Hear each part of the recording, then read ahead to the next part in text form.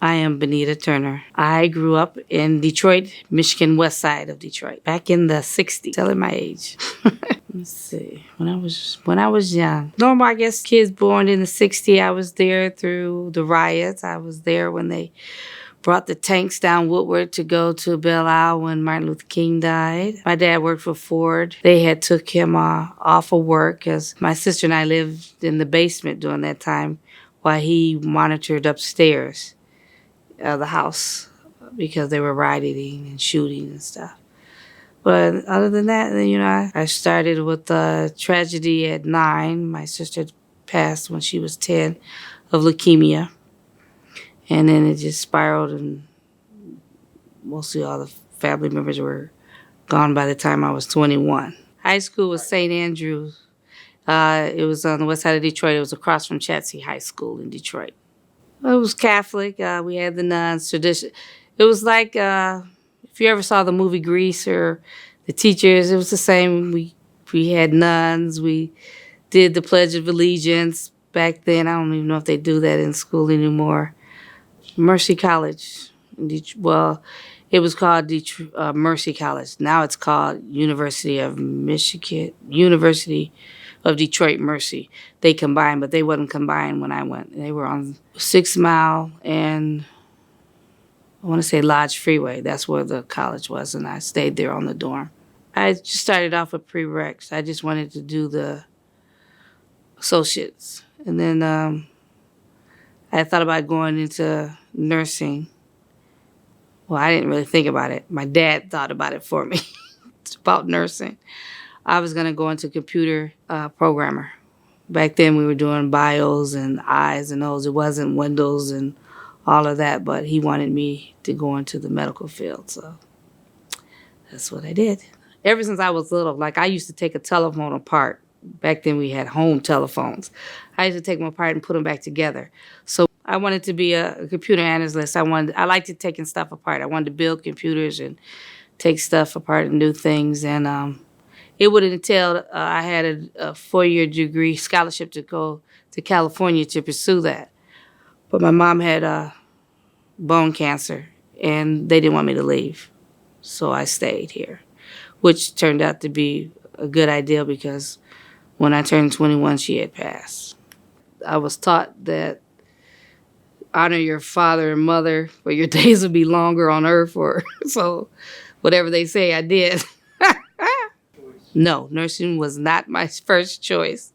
It was an alternative to what my family wanted, my parents wanted me to do. There was 2 fields I could go into. I could be mortician, because you'll always have a job, or the medical field, because you'll always have a job. Back then, they wasn't into computers like they are now, so in his mindset, he didn't see the long term of me having a career. Boy, if he'd known now, if I would have did it, I could have been right there with Bill Gates and them, but he didn't know it. Always liked the kids. I liked working with children, so I wanted to go, if I was going to do nursing, I wanted to gear to where I worked with children. I felt like I had been doing nursing all my life because my mom got sick with cancer when I was 10, so I had been taking care of her till I was 21. And some reason I just didn't want elderly, so I wanted to work at Children's Hospital. That was my goal, and work with the kids.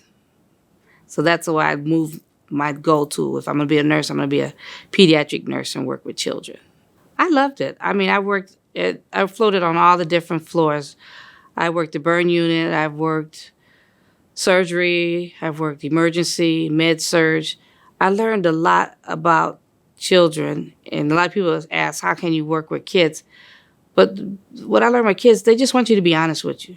They just want you to tell them the truth. Don't say, no, it's not going to hurt. No, just be honest with you. And they were fine. And it didn't bother me. And I think that's probably because maybe I didn't have kids yet, but a lot of it gave me understanding, because I could not understand when I worked on the burn units how kids would cry for the people that burned them. It was rough.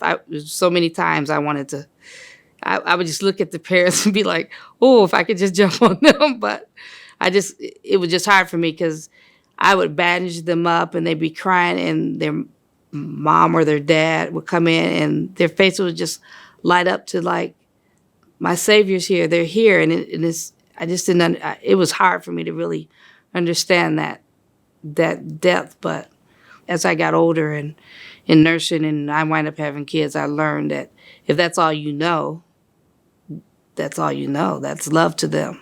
Once you have kids, you understand the depth of how your kids are.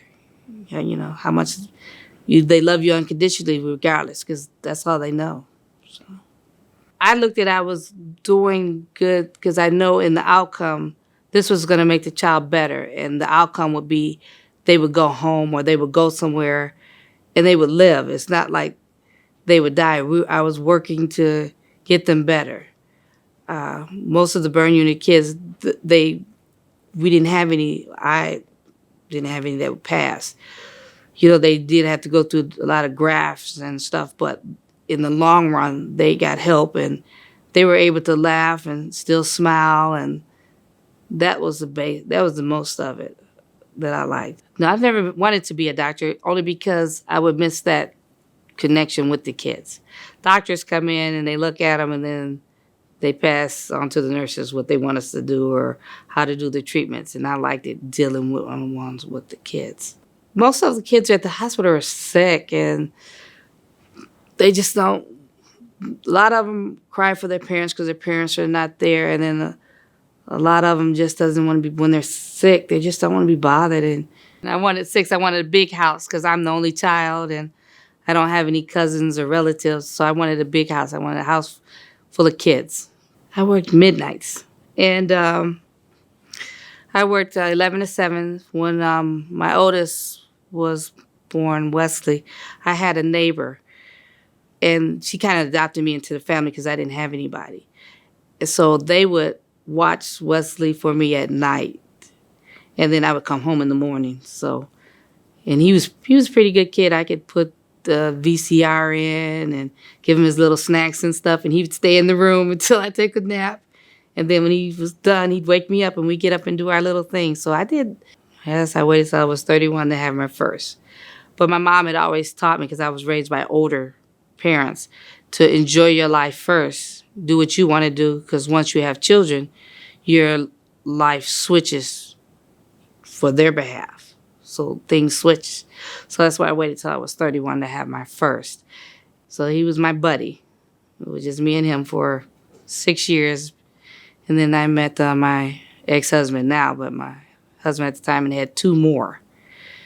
Like I said, I left Children's after 11 years, and I went and did home care, where we did moms and babies, where we were going home to visit moms and babies. So that was during the day. So I was able to, he was there during the day with them, and I was there at night. And then when we separated, by that time, I had the 2 younger ones in they were able to go to preschool, so I went back to midnights in the nursing home. And while they were at school, I would sleep, and then when I'd get up to go get them, I was up for the rest of the day. High school, when I started doing activities, I went back to home care because you can make your schedule around home care, so I could be there for the baseball games and the basketball games and the cheerleading and stuff. So I kind of told them wherever I went, wherever I worked, they kind of knew my family was number one. So I was blessed that I was able to work my schedule around them. And if we probably still would have been married, I probably would have had 3 more after that, but it didn't work out. So Wesley's my son that's doing the interview. And I love being a mom. I just love kids, and so I love it. It's weird because my dad used to tell me when I was growing up, I used to always tell him I want kids. I want a lot of kids. And he would always say, well, you have to get married. And I would always ask him, why? Why can't I just have the kids and not the husband? I love having kids. I have 3 grandkids. I love taking care of them when they come over. And I appreciate the children I have now. But it makes me, everything in life happens for a reason. And I think about that because if I had followed my goal and denied my parents and went to California and did the computer, would I still be able to have the joy of having the kids? So if it came down to between my children and what my goal was in life, I don't think I would change it because I've always wanted kids. Being a mother. I think I've done pretty good.